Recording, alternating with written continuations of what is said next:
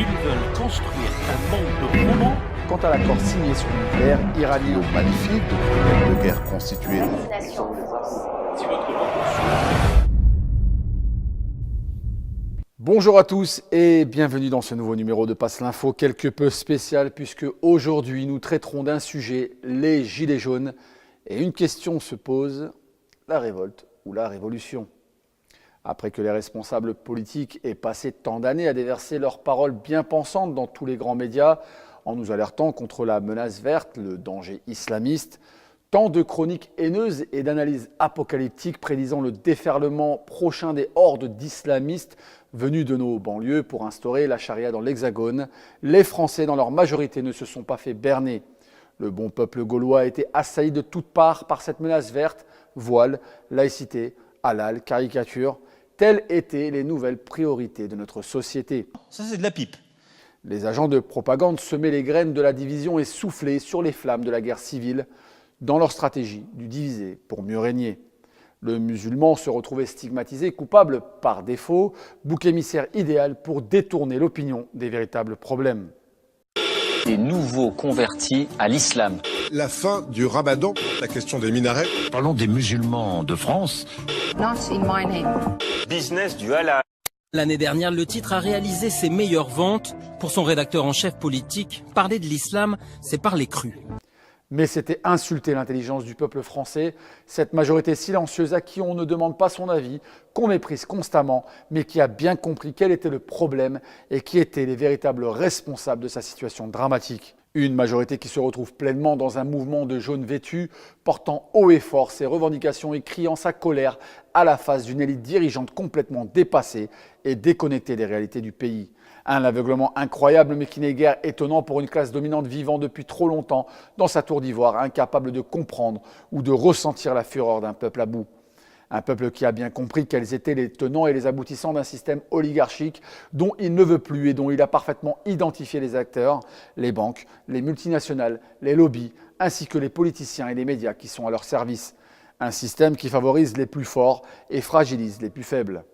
Macron a détruit littéralement les retraités, alors qu'il a eu l'outrecuidance de promettre aux retraités pendant sa campagne électorale qu'ils ne toucheraient pas à leurs revenus. C'est quand même, le type, il ne manque pas de culot. C'est un menteur, un voleur, un usurpateur. Il a trompé les Français, mais c'est normal. Il a été élu par les banques et par les médias. Et n'oubliez pas, ce sont les banques ou les marchands d'armes qui tiennent les médias. Vous avez en France, vous avez plus de médias indépendants aujourd'hui, à part vous, à part quelques-uns, à part moi. Voilà, on est très peu à être indépendants aujourd'hui. C'est très important. Et là, tout d'un coup, les médias font semblant de découvrir le mouvement des Gilets jaunes. Et vous avez vu les réactions. Vous avez vu la réaction de Luc Ferry, qui demande à ce qu'on tire dans la foule. Non mais le mec, mais il est complètement cinglé. Non mais vous voyez le mépris de classe. Moi, j'insiste lourdement là-dessus. Le mouvement des Gilets jaunes, que beaucoup prenaient pour un feu de paille, est beaucoup plus profond que cela. Il exprime une exaspération contenue depuis trop longtemps contre les injustices de tous bords, contre la paupérisation, contre le coût de la vie, contre les cadeaux fiscaux faits aux plus riches, contre la disparition programmée des acquis sociaux, la justice à deux vitesses, les mensonges des médias, contre la non-représentativité de la classe politique, en bref, contre le modèle néolibéral que l'on veut nous imposer coûte que coûte. Non, la France ne doit pas être gérée comme une entreprise. Non, l'hôpital, l'école ou l'université n'ont pas vocation à être des centres de profit. Non aux raquettes des radars et des péages d'autoroute. Non à la privatisation des services publics, aux guerres néocoloniales, à la soumission aux banques, à la dette, à l'individualisme, à l'américanisation de la société. Non au rejet des valeurs traditionnelles. Voilà ce que les Gilets jaunes et à travers eux la majorité du peuple français expriment. Nul ne peut dire sur quoi ce mouvement révolutionnaire va déboucher, mais il a déjà une victoire à son actif, celle d'avoir dévoilé la nature de ce système. Démocratie, liberté d'expression, droit de manifestation, etc. Tout cela est terminé. Le pouvoir sonne, la fin de la récré, comme on a pu l'entendre dans une expression visant à infantiliser le mouvement des Gilets jaunes. Place à la répression, aux comparutions immédiates et au mépris envers des citoyens révoltés, qualifiés de foule haineuse, d'antisémites, d'homophobes, d'extrémistes de droite ou de gauche, de complotistes, la litanie d'anathèmes habituelle lancée à la face de ceux qui s'opposent à ce système oligarchique. Face à eux, un pouvoir pris en otage entre le monde de l'argent et un peuple qui lui demande des comptes. Un pouvoir ne représentant que lui-même et une classe de privilégiés qui n'a pour seule réponse que de vagues promesses, ainsi qu'une répression policière et judiciaire. Un pouvoir qui ne manque pas de superlatifs pour vilipender la violence d'une minorité de casseurs en oubliant celle beaucoup plus brutale du système dominant qu'il incarne.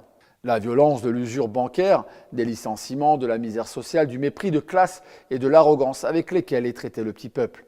La violence des guerres menées par nos armées au Sahel et en Syrie, celle qui s'abat sur les enfants yéménites avec les armes que nous fournissons à nos alliés saoudiens, la violence du massacre des Palestiniens par nos amis israéliens et bien d'autres violences encore dont une majorité de journalistes, de politiciens, philosophes ou autres experts minimisent à l'extrême. Une élite dont les agents se permettent d'exhorter les policiers à faire usage de leurs armes, une élite dont les journalistes relayent à longueur d'émissions les mensonges étatiques sur la soi-disant faible mobilisation populaire ou qui minimise le soutien pourtant massif de l'opinion publique envers les Gilets jaunes. Des forces de police qui, malgré leur sympathie évidente envers les manifestants, sont sommées de les réprimer pour préserver l'ordre public. Des policiers exténués, sous-payés, qui comprennent et approuvent les revendications du peuple dont ils sont issus et qui ont certainement conscience d'être le dernier rempart d'un système aux abois.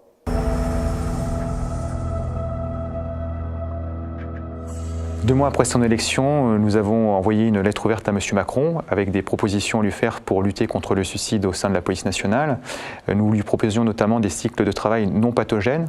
Par exemple, à l'heure actuelle, la grande majorité de nos collègues travaillent en 4-2, c'est-à-dire 4 jours travaillés, 2 jours de repos, ce qui leur fait un week-end sur 6 et jamais les mêmes jours de repos dans la semaine. C'est-à-dire que ça leur brise toute vie sociale, toute vie familiale et toute vie où ils peuvent voir des amis. Dans un métier où on a besoin de faire des breaks et de se reposer et de se reconstituer de ce qu'on peut voir au travail. Donc ça, il n'en a pas tenu compte, il ne nous a même pas reçus à l'époque, il a préféré recevoir Rihanna. Bon, chacun ses priorités.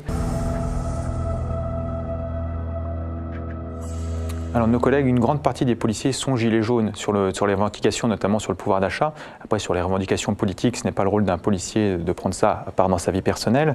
Mais après, ça met mal à l'aise nos collègues quand les gilets jaunes pacifiques vont les voir. Ils sont bien embêtés parce qu'ils disent on comprend, nous aussi on voudrait boucler nos fins de mois. Le prix de l'essence qui a augmenté nous touche particulièrement vu qu'on ne peut pas habiter sur notre lieu de travail, soit parce que les loyers sont trop chers, soit parce que c'est dans des endroits où notre voisin de palier sera le délinquant qu'on a arrêté dans la journée. Donc nous sommes obligés de nous éloigner. Comme nos horaires sont atypiques, nous sommes obligés de prendre la voiture. Les transports en commun ne fonctionnent pas aux horaires où on va travailler. Donc l'augmentation du prix du carburant a été la petite goutte d'eau également qui nous a impacté énormément. Et après, le pire de tout, c'est que le gouvernement essaye de nous opposer à vous. Nous n'avons que des gens qui nous envoient au casse-pipe pour eux, pour leur carrière, pour leur com, et qui n'ont aucun intérêt pour le métier et aucun intérêt pour les gens que nous devons protéger dans la population. Donc il serait bien qu'on s'en rende compte. C'est pour ça que nous demandons la démission de M. Castaner, comme nous avions demandé la démission de M. Collomb, que nous avions fini par obtenir.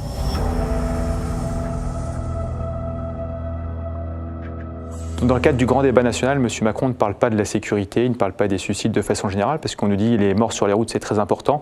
La première cause de mort violente en France, c'est le suicide, quand même, rappelons-le, et rien n'est fait pour lutter contre. Donc on invite M. Macron à se pencher dessus. On rappelle que là, normalement, Rihanna n'est pas disponible, donc s'il veut nous recevoir, c'est l'occasion. Un peuple qu'on a méthodiquement remonté contre ses concitoyens musulmans pour le détourner des véritables responsables de ses problèmes économico-sociaux et qui démontre aujourd'hui qu'il ne s'y est pas trompé lorsqu'il hurle sa haine des banques, des journalistes et des politiciens. Un peuple qui a compris que la religion de ses oppresseurs n'était ni l'islam, ni le christianisme, ni le judaïsme ou autre, mais qu'il s'agissait de la religion de l'argent, du pouvoir, de l'exploitation des plus faibles et de la loi du plus fort. La guerre civile n'aura pas lieu. Il s'agit d'une révolte populaire, prémisse probable d'une révolution à venir, car lorsque la coupe de l'injustice est pleine, le peuple veut changer le paradigme et rabattre les cartes. Le parti antisioniste se réjouit de ce réveil populaire, lui qui a toujours dénoncé ce système injuste, ne profitant qu'à une minorité, voire à des intérêts extérieurs. La question qui reste à se poser maintenant, c'est est-ce que cette conscience des Gilets jaunes finira-t-elle par avoir raison de l'injustice et pourra-t-elle enfin nous mettre en marche vers un monde plus libre, plus égalitaire et plus fraternel? Seul l'avenir nous le dira. Vous avez remarqué que je cherche l'apaisement, parce qu'il est possible que votre programme ne voient pas l'apaisement. Donc, moi, je parle de l'apaisement. Nous n'avons jamais appelé les frères et les sœurs des banlieues et tous les musulmans de France à rejoindre. Nous ne l'avons jamais fait parce que nous ne voulons pas attiser. Et ce n'est pas avec des bûches qu'on éteint un feu. Alors, nous souhaitons et nous espérons que vous prenez en tant que président vos responsabilités. Il est temps de dissoudre le Parlement. Le peuple n'en veut pas. Il est temps de faire démissionner votre gouvernement. Le peuple n'en veut plus. Il n'a plus confiance. Il est temps de poser les vraies questions et trouver les vraies réponses. Merci à tous de nous avoir suivis. À la semaine prochaine. Et surtout, n'oubliez pas, passez l'info.